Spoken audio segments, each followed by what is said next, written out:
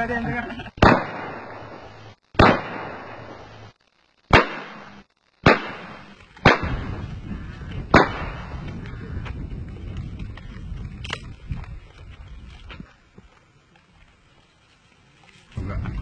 Juga.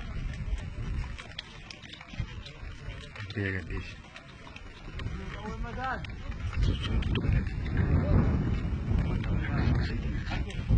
Itu mulus.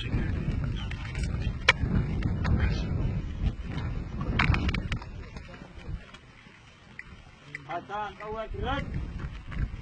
Ayah, bisa. Bisa.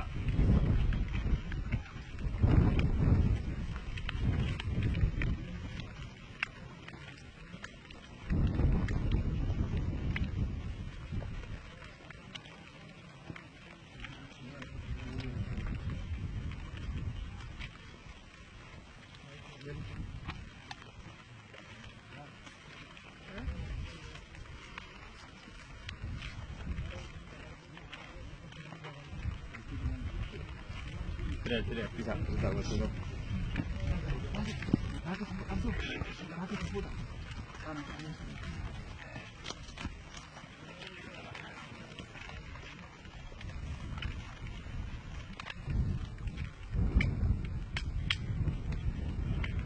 Orang iya, mulai orang ini.